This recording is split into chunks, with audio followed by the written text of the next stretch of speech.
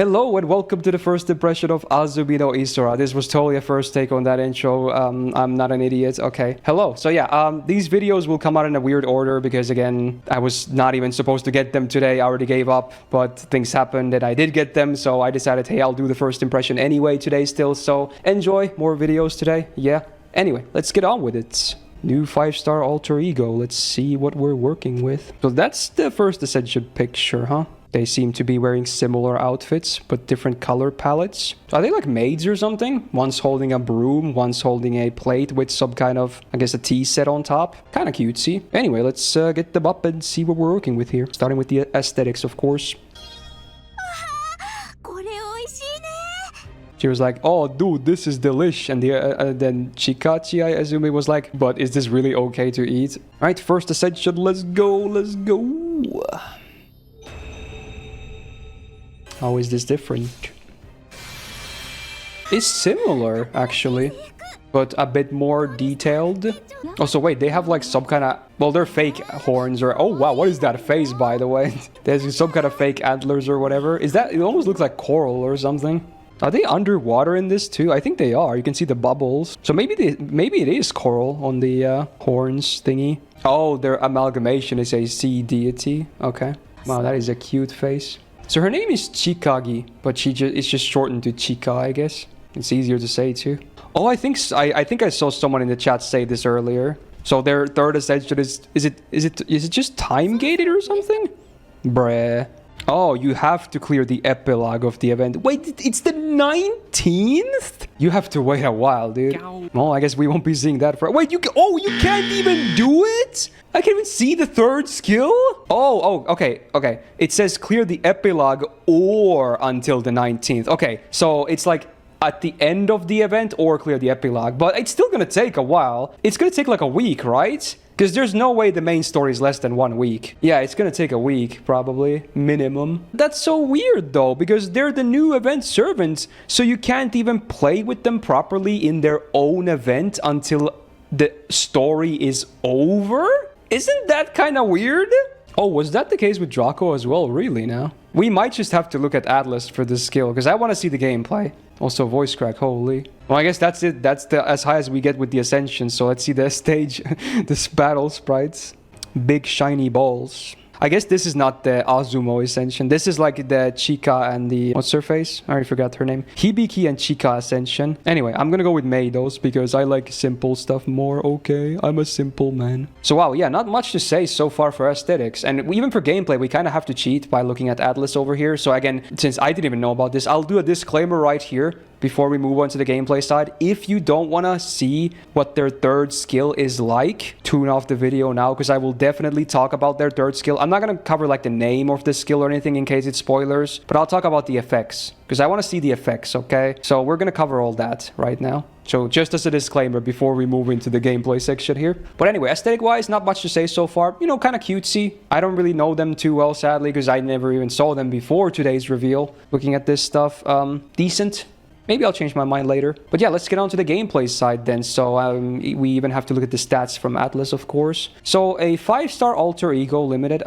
Stat-wise, apparently their max attack will be 12.2k on base level 90. So 13.2k with foes. That's pretty good, actually. Yeah, that is very solid. Probably one of the higher alter egos in the game. I forgot what the highest one even was, but yeah, attack stat seems to be good. What is their deck? It is double buster, double quick. Oh, so hey, Summer Scotty shenanigans, I guess. Probably. Hit counts, we have 3 for Buster, 4 for Arts, 3 for Quick, and 5 for Extra. Not the highest hit counts, actually. The MP is a Quick MP. Wait, my shirt was correct?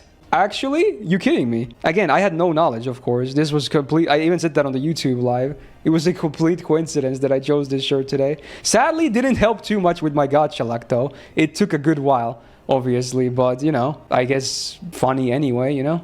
Now, what is their MP gain? It's 0.55. So their gains seem like at least on base. Their one arts card is good, but there's only one of those, so that's kind of to be expected. The one arts card is good for Gains, but the quick looks like whatever on Gains. It's like mediocre. So Gains-wise, they don't look crazy at least. Maybe the skills will make it way better though, or the MP, or both. But so far, not super impressed with the deck, but at least their attack is high. Now, let's move on to passives next. Oh, unique passive immediately. So buff removal resistance for self and also debuff resistance for self up, I believe. Numbers, we got 10% for both, flat. Okay, cool. Again, you can't rely on the buff removal resistance at 10%, but it can be cool. And 10% debuff resistance though is always good though. Independent action for crit damage equaling 8%. Then we have another crit damage icon. When they are on field, all allies get crit damage. Oh, it's a party-wide aura, like a Bonzi or something, but it's a passive. 5% crit damage for the full party. I mean, that's just great. I mean, it's not huge, but it's always there, and it works for your whole party as long as they're fielded, so great. They have a divinity of sorts. Hopefully it's not just flat damage. Flat damage and damage cut. Okay, at least it has the damage cut. The flat damage is 100, which is absolutely nothing. But the damage cut is 300, which is not high. But it's not the lowest of the damage cut passives either. It's actually okay. It does something. And then we have a stars per turn passive. What?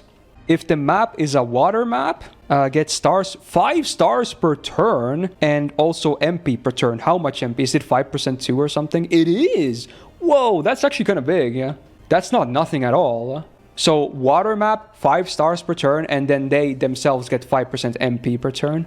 Whoa, that's actually kind of big, yeah, on a permanent passive. Yeah, I don't know if they get water map from anything yet though, but hopefully they do, because that's actually good. Very good. Honestly, passives are actually very solid. There's a lot of good stuff here. Nothing game-breaking, but just solid stuff all around. And the last one is obviously for the events, so that doesn't really mean anything. Anyway, Append skill is against Moon Cancer, and I believe Alter Ego and Moon Cancer are full neutral, right? Correct me if I'm wrong. I think they're full neutral, so it's like a whatever case. In fact, it's kind of a bad case, obviously, honestly, because Moon Cancers are very rare. So that's a pretty bad Append in my opinion. Anyway, let's move on to the MP. So we do have a quick MP. Effects, what do we got? Self quick up for 1 turn, scaling with overcharge before anything. Self buster up for 1 turn, scaling with overcharge before anything. Oh, when in water map, so this also has a condition, gets MP gain for 1 turn before everything, the damage and whatnot. Okay. And then also does damage to all enemies. Oh, it removes defensive buffs on enemies before damage. Oh, great. Awesome. And then has a super effective against chaotic alignment enemies, I believe. I'm pretty sure that's chaotic, right? And yeah, it is AoE. This is an AoE MP. Let's see numbers. So base 10% on the overcharges for the quick and the buster up, scaling up to 30%. Not the biggest deal ever, but you know, it's their main card types as well, so that's kind of nice. Helps with the face cards following it too, for sure. Then if you're on water map, you get 20% MP gain for 1 turn. I feel like that might actually make a difference. Because obviously since they're AoE, you know, I'm thinking about their loop ability already before I even see the skills. So 20% MP gain could actually, it will make a difference depending on the enemy class. We'll see after the skills though, but yeah, interesting. And then it's the standard 150%. Super effective against chaotic, but it's flat though. It's a normal effect. This one doesn't scale with overcharge. It's always 150%. It's also an 8-hitter MP, pretty decent. So you would think that it would be a bit easier to loop, hopefully. On paper, it seems really good. You know, I like all the effects. Obviously, for farming, the anti-chaotic kind of sucks because most normal enemies don't have any alignments. So it's mostly there for like, you know, CQ stuffs. But, you know, the other stuff could be very good for, well, minus the buff strip, could be good for farming as well. Pretty promising so far, effects-wise. I like it. Let's see skills next. I'm gonna have to check the 2 skills I can via the in-game, and then the 3rd one via Atlas. So we have the main card types on the first icon. All allies get quick up and buster up for 3 turns, and also MP gain for 3 turns. And then self gets a dodge for 2 hits 3 turns. 6-turn cooldown. Okay. It's very similar to like Summer Ishtar's first skill with the team-wide buster, quick, and MP gain. But then it also has that dodge on top for themselves. So the 6-turn cooldown you get, or the whole team gets 20% buster and quick up and MP gain. They're all 20% for 3 turns. Ain't pretty good. I think those are probably the same numbers that Summer Ishtar also has. And then the dodge obviously doesn't scale. It's always 2 hits, 3 turns. Pretty good. Fairly standard for a double card up for an SSR, but definitely on the better side of them. Cries in Okita Altar. Basic but good. Good for farming, good for bosses. So they seem to be like having presence in both so far. Battery icon, of course. Self battery, and then allies get a battery too, so I'm guessing it's like they get more, allies get less. And then also max HP up big time for 3 turns, and that should be all allies, right? Yeah. Okay, let's see numbers on a 7 turn cooldown. Oof. Oh, so they get 30% and then the full party gets 20, so they basically get 50% because it applies to themselves too, and then everyone gets 3k max HP for 3 turns. It's nice, it's good spread and whatnot, could have some multi-core potential, but man, for bosses though, 7 turn cooldown for this, when Quick doesn't really have easy cooldown reduction either. 7 turns, really? But yeah, for farming it could be good though, because, you know, spread charge is always good. Yeah, we'll see the third skill. So the third skill on a 6 turn cooldown, the party gets 20% MP damage for 3 turns. Okay, let me read this thing up here. This is easier to read. When quick attacking before damage, the enemy gets a defense down for 3 turns. And this status is 3 times 3 turns. It says... So this works on the MP too, right? No, it doesn't. No, it's normal attacks. Quick normal attacks. Oh, man. Because it would have been nice on the MP because it's before damage, but it's only normal quick attacks, okay. And then Buster normal attacks before damage, self crit damage up for 3 turns, and this can be triggered 3 times in 3 turns.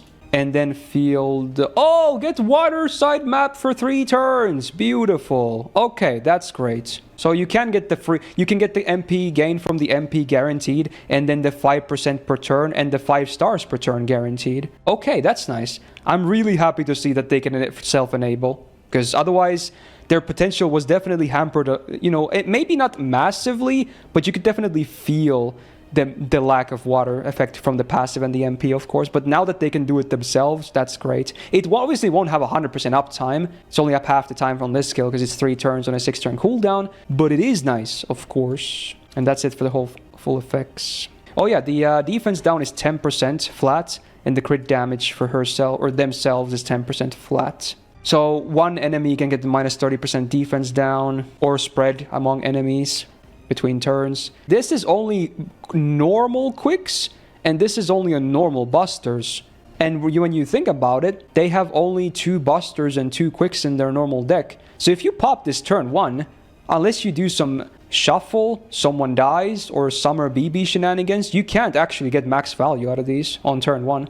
Or starting with turn 1. Yeah, I guess it is how these tend to work. Yeah, it's not the first time this has happened, of course. Definitely not the first time. I was maybe hoping to see different stuff now because, you know, they're a 2024 servant, but yeah.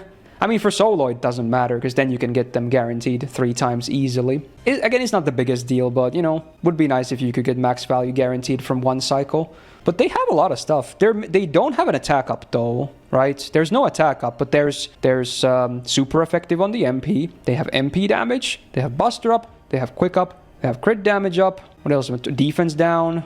Am I missing anything else that affects damage? But yeah, there's a lot of stuff. Kid is screaming multi-core potential. Yeah. Yeah, it's screaming a lot of it. Yeah, and now that I'm thinking about it again, Buster and the Quick are both AoE. The MP damage is AoE. They have spread battery. It's a lot of team value, actually. Yeah, maybe she's kind of comparable to Taikobo, who's like the other AoE quick with very good multi-core potential. Now, outside of farming, though, I don't even know how well they loop yet, by the way. I don't know how the refund is. Even outside of, if you use them like solo farming, not like multi-core. Can they do like Black Rail? That affects a lot, of course, because we do have many quick servants that can do Black Rail. Presumably should be able to, at least on solo, do Black Rail. Not on multi-core, right? But on solo, well, unless maybe some kind of multi-core. But yeah, solo should be okay with Black Rail, right? Yeah. Now, this boss potential, though, I'm not sure. I mean, it looks pretty good for boss potential too. I just don't like the second skill too much for bosses. I mean, the effects are fine, don't get me wrong. Especially because it helps your, you know, caster Scotty's MP easier. But it's a lot of downtime. Like, the only effect on it that's not just for 1 time, it's the max HP for 3 turns for 3k. Don't get me wrong, that's nice. It helps. But besides that, it's a 7 turn cooldown, right? Feels kind of bad, at least to me. Taikobo has the same skill but 16 gold, but not doesn't have the max HP. Yeah. Yeah, I guess, yeah. I want to say they're good. The thing is, Alter Ego is also not the best class, but they do have a lot of attack as well, which they have a lot of attack, like high attack, and a lot of damage buffs, which should compensate a lot for the 1.5x over 2x, right? I think they're gonna be good, yeah. Maybe not top tier, but I think they're good. Very solid for both bosses and farming, yeah. Should I look at the event 5-star CE as well? Some people were saying I should. Maybe I'll do it as a bonus on this video. So bonus CE review. This is the free 5-star CE from the new event. I've never done this before on one of these, but sure, I'll do it. I don't know what this does, so let's see. It is, oh, is it split stats? Oh man, it's split stats. 50% starting gauge, ignores defense, Buster and arts up 6% on self. I mean, nowadays we have many ignore defense, even on the free side, so... Actually, most of them are free, I believe, so kind of forgettable. Unless you have a dire need for more starting gauge Cs for these card types, you're probably never going to use this. So there you go, gonna wrap up this first impression of, what is it again? Azumi no Isora, also known as Hibiki and Chikagi. If you enjoyed this, do be solid and press the thumbs up button, really helps out. Also, do subscribe not to miss out on future videos. These videos will come in a weird order. Next up, I'll post the Kyo buff breakdown, even though I already recorded it before this, because I thought I wasn't even going to do this today. So, yeah, if I sound a bit salty on that video, you'll know why, because I thought I failed after, you know, a lot of quartz. But there you go. It will be up late after this, so stay tuned. Good luck if you're rolling for Azumi or anyone else. And otherwise, hope to see you in the next video. Take care, and peace out.